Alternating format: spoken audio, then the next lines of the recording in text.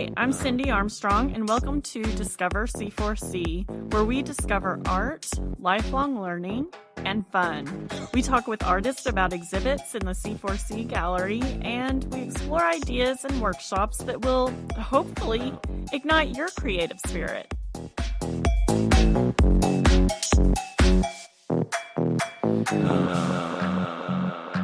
Hi, Chiyoko. Hi. We're so excited to be talking with you today. Hey, thank you. Thank you for having me today.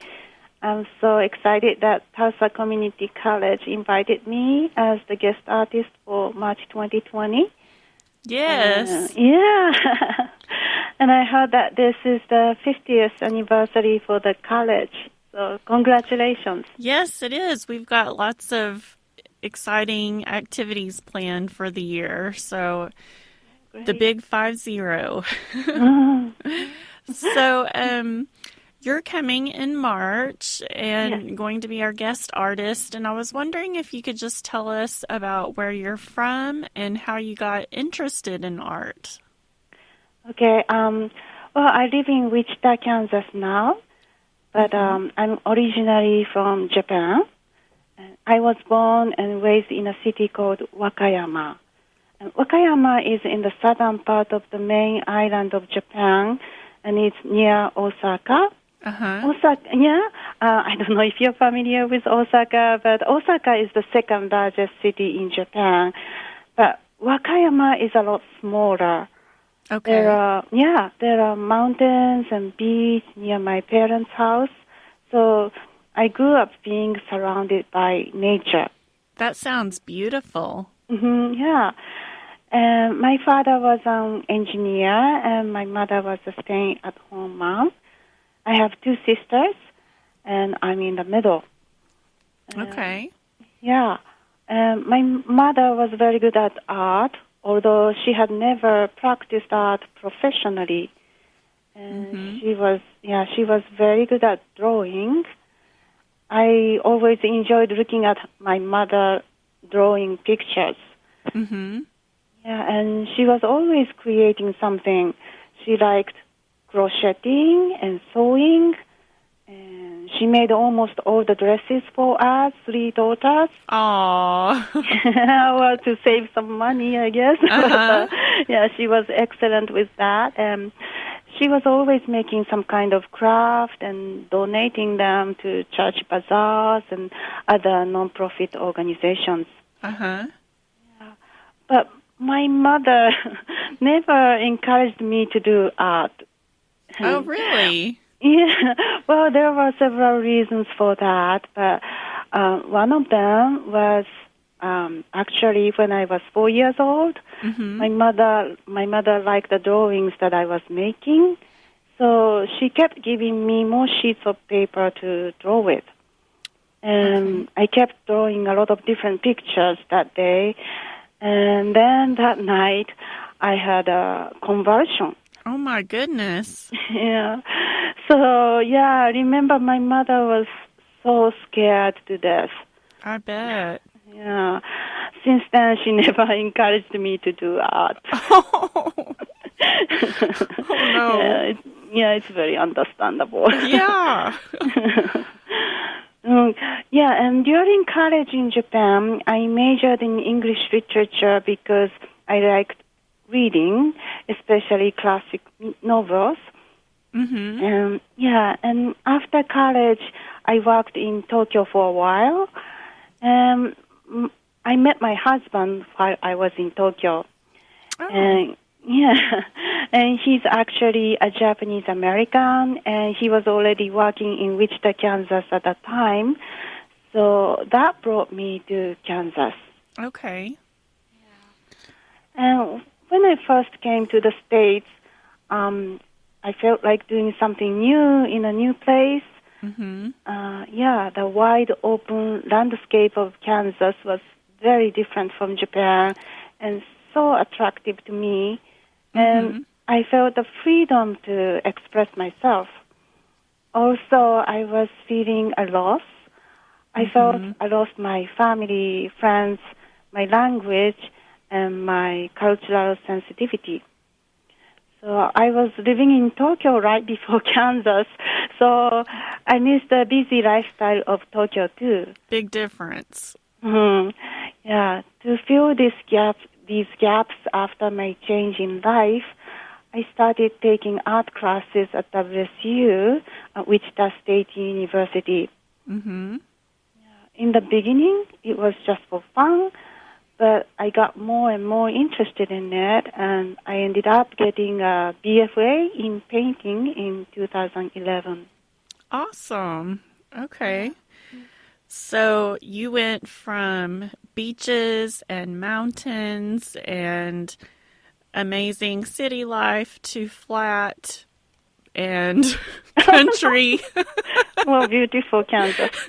Beautiful, beautiful flat Kansas. Yes, yes. Yes, that I can imagine that would be a major cultural shock Yeah. difference. Okay, so why don't you tell us a little bit about, you said you got your BFA in painting, so can you tell us about how you got into doing large installation exhibits? Yeah, so while I was at WSU, I was primarily taking painting classes, but one time installation art course was offered by adjunct professor, and I took it hoping that it might widen the way I express my theme. Mm-hmm. And yeah, it was indeed eye-opening. With installation art, the materials can tell something, the orientation of the work can tell something, and the space can tell something. Mm-hmm. Yeah, and you can add elements like sound, lighting, kinetic movement, and even smells. Oh, wow. So, yeah, but in the beginning, I was not so sure if I wanted to continue making installation art because it's time-consuming and nerve-wracking. Mm-hmm. You just have to work hard to make the work hold to the space. Mm-hmm. And you just don't know how the work will turn out until you finish installing the piece, which usually occurs right before the exhibition starts. Oh my goodness, that would be nerve-wracking. Yes. But also I found some beauty in installation art.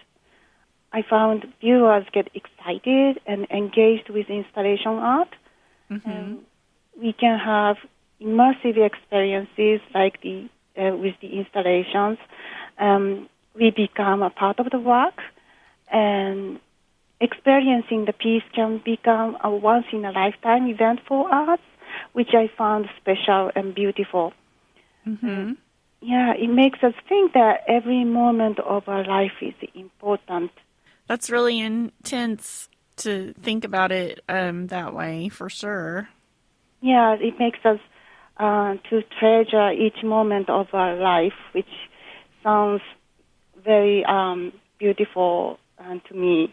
Mm-hmm. And yeah, but although I still feel the painting is my primary discipline, I also wanted to be an artist who tries new things and seeks different ways of expression. So this mindset made me try different types of installations, such as touchable and interactive installation, and outdoor kinetic installation, video projected installation, and even a process-oriented ephemeral land art. I'm going to show some images of these previous works of mine at the artist talk at the opening reception at TCC. Oh, nice. So people coming on March 3rd, they know what to look forward to. Yeah, I hope I will see many people there.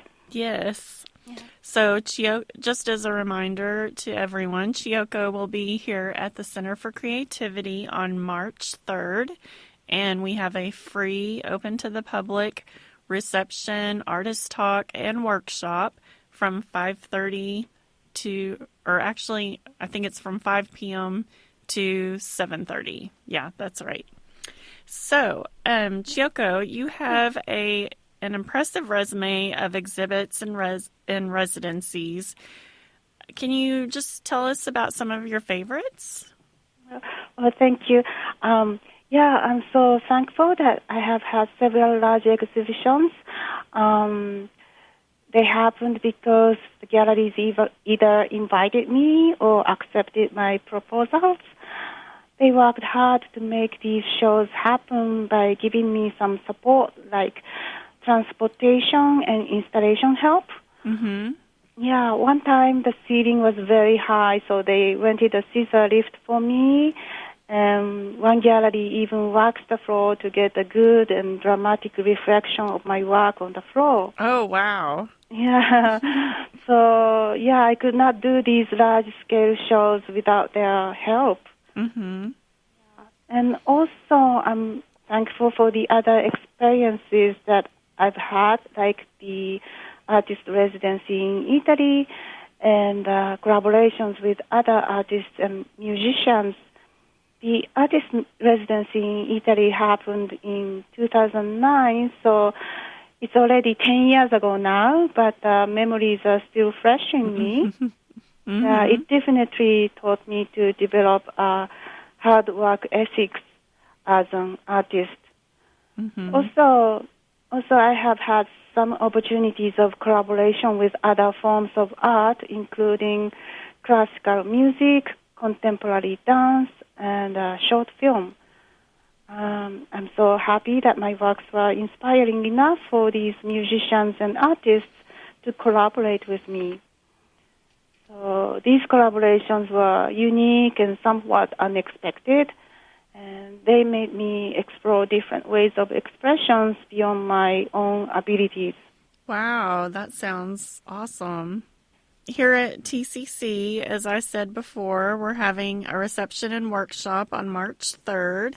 So can you tell us a little bit about what people can expect, what that experience will be like? Okay. Like I mentioned a little earlier, I'm going to do an artist talk at the opening reception, and I'm going to do a PowerPoint presentation to introduce my previous works and to share the concepts behind them. I hope people get the ideas behind how my works have developed. Mm-hmm. And I'm also doing a workshop, and we are going to make a couple of things based on the ideas from my work. First, we are going to make a lampshade-looking item, or you can use it for something else.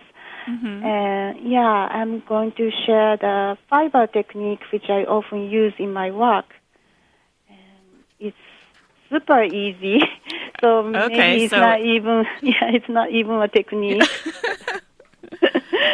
And you can take it home with you.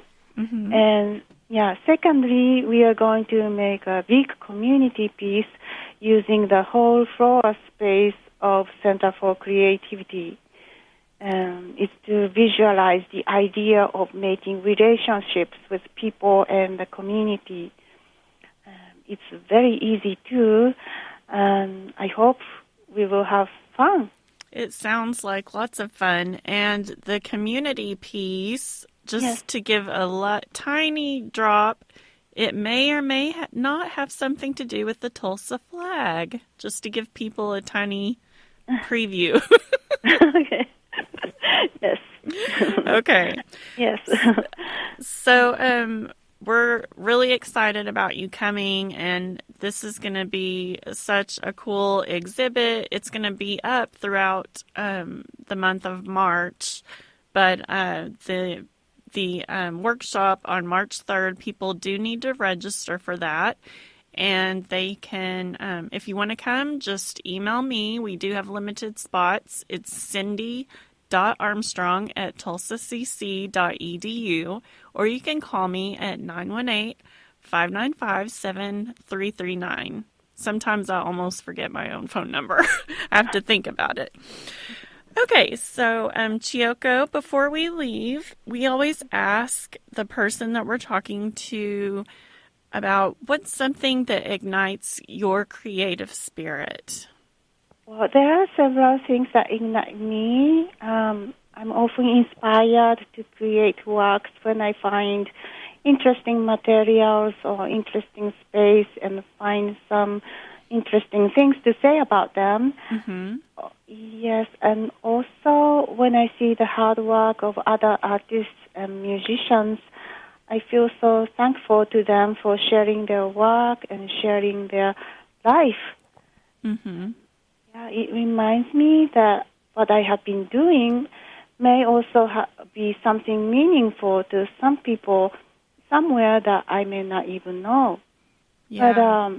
I think what ignites me the most is the experiences of living in a foreign country, Mm-hmm. facing difficulties such as language barrier, feeling of cultural displacement, and struggles in culture shock ignites me to get a creative spirit. I guess I feel I can have peace with these difficulties by making art. And art can be therapeutic, and I thank God that He has given me this way of coping with difficulties in life. So it's like a blessing in disguise. Yeah, and it reminds me that having difficulties might not be a totally negative thing. Right. Sometimes the bad things in life, well, always, they shape us into who we are. So, for sure.